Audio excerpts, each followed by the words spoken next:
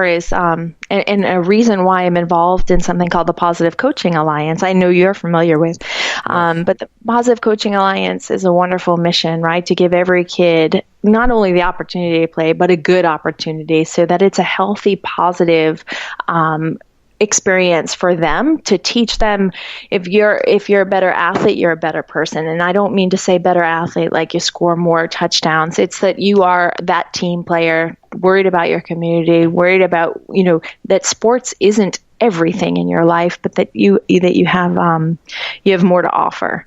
And so my involvement with that really rings true for me, and with my kids who participate in sports. I love their mission and what they're all about. And I think I was, without knowing it, right, I got that experience as a high school kid, but it definitely could have been different for me, even if I, was somebody who was on the bubble about wanting to do it. If I didn't get the right coach, it would have made, all the difference. Yeah, no doubt. In fact, the reason, you and I are talking is because we've learned the value of community, not as an insulation from working hard or protecting ourselves from bad things, but you and I just want to keep doing more things. And that's who I run into, and that's who ends up on these shows. People that just know there's always something more that can be done, not to, and as comparison, but just because to do more that you love that in itself is the reward, and that's what you get. And again, it seems like those are the people that find more people to create community in these opportunities. Are there any, well, first, I guess, let's give your contact information, because at this point, I would hope that we've got some people that said, I know somebody that's looking to figure out how to make that transition, which we all assume that they just pull out their bags of gold,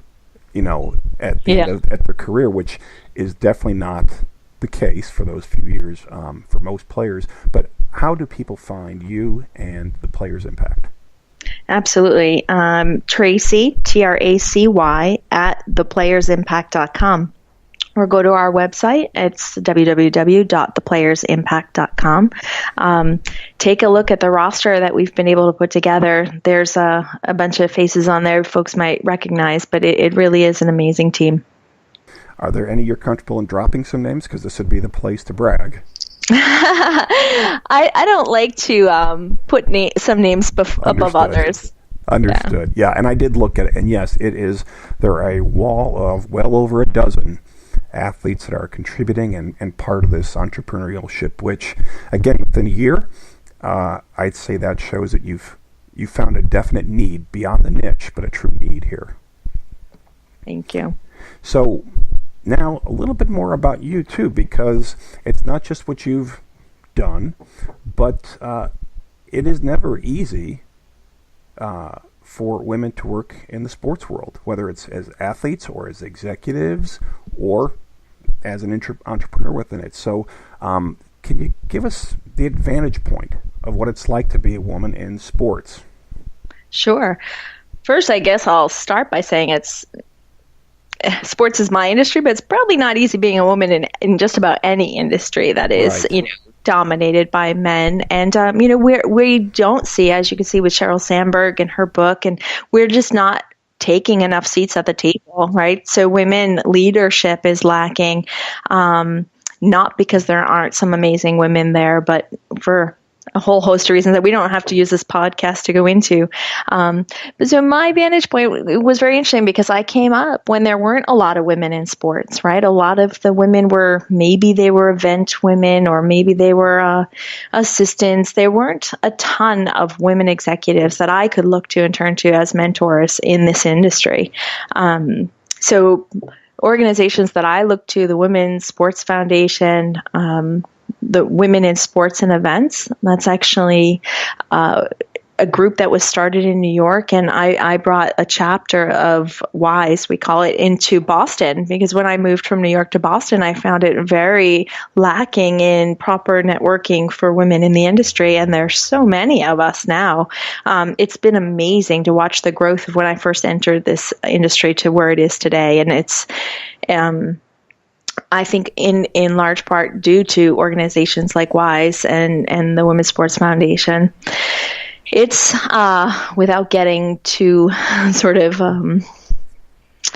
negative. It's hard. It's really hard because you don't have those mentors early. You have a lot of conflicting signals given to you as far as what you should be doing and where you should play. And as a young person, it's hard to navigate. It really is. Was it hard to figure out who was pacifying you versus who was actually trying to, enable you as an equal? Yeah, absolutely. I would say there's the enabling you as an equal, there's the pacifying you, and then there's actively seeking out something that was unprofessional, right? So there's more than those first two buckets. And that was always really the minefield that you were navigating. We're in a world of the hashtag Me Too, and that really does exist as we know it. And it did even more so back then. And it was definitely hard lessons learned. If you want to succeed, how do you avoid certain situations and still put yourself out there so that you can succeed and be resourceful and get the proper teammates that you need. But they are out there. So I was very fortunate to surround myself with smart, wonderful people that were supportive. And there's definitely, and a lot of the women that I do talk with, and that's one of the big things I do as far as trying to be an advocate for women in sports, is you'll hear the typical double standard, which is being tough, gets a different label as a woman. Yeah. Mm-hmm. And there are few people that can, it's not because of skill, because it's so difficult, is how do you be strong without going into the resentment that really is, becomes just rage and fighting, having a chip on your shoulder, which everyone has, but it's much more acceptable as a guy. It definitely is, that you can throw a fit and it's seen as a good thing. And how do you, it seems like there's almost a personality struggle that can go on throughout a day and being true to yourself, but at some point knowing there's a line that you cross, that perception is everything, it could cut off access to the next step in your path. Absolutely. And that is the tricky part, right? Is being the strong one without being too strong, trying not to overstep. But I call it, for me, I've been very successful at leading from behind, right? I know what to do, how to get there, make the moves, but I also use that in some ways to enable others to be seen as winning first. And then sort of, I don't need those front runner accolades. I can make sure that, again, as a team, that we're winning. If that's one approach that has been successful for me, without being overwhelming inside of a boardroom, right? And you said it, during the course of a day, it's very different. I remember I was hired on the same exact day as another recent law school grad, and the two of us were basically started our careers together.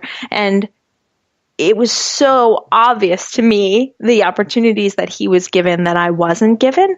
And that was one of the major reasons why I left the NHL. Although it was, a glamorous job. All my law school friends were jealous of my @nhl.com email address, but it was difficult to see the favoritism or the sexism in just that we had the same exact starting line, and in theory we should have had every opportunity equal, and we didn't. So not just navigating upper management, it's your peer group as well, and not feeling down for yourself, encouraging them because they're your friend or your colleague, and wanting them to do well, but not at your expense. It's not easy. No, it's definitely not. As I in my field, the day job is consulting engineer, but there are many women that are in fact because a lot of what I do is actually towards the environmental side a little bit. I have worked for just as many women as men. My coworkers and usually the better engineers that are out there or scientists are women because of the creativity, but there still are definitely roadblocks as far as the assignments that we're trying to navigate. And it's clear to them, whether they're 25 or 45, they know, and they'll talk about it, but they also know that to talk about it too loudly is another, it just makes it worse, which is why I do like seeing a lot of movements that are out there, including there is, that you're probably aware of, the She Is movement, which is about the business side of equality in sports. Again, why is the coverage different for two different sports when everybody wants to see both play? And they'll be on the show actually later this summer, but that is, like yourself, a very powerful group of successful women, and have created what you mentioned before, the community. Absolutely. Which is why when you see it, it's not a person ranting. It's not a person who has a nice message that you'd like to book, and then when everyone leaves, they don't do much about. They've got that mass, and that's what I also like. Again, what you're doing here is you're creating a lot of community that I think they know that you're the hub, and and hopefully they'll be trying to show some change in sports, because yes, that is about the ultimate boys club is sports. Is sports, absolutely. Yeah.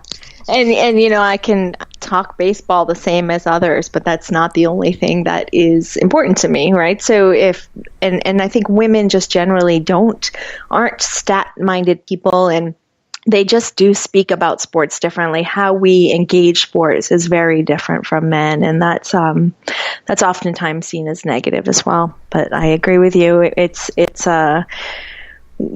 People want to see women play. Their level of skill is amazing. So why isn't the pay equal? Why isn't the coverage equal? Why aren't there more teams? It's definitely it's coming though. It's coming. It's a long road.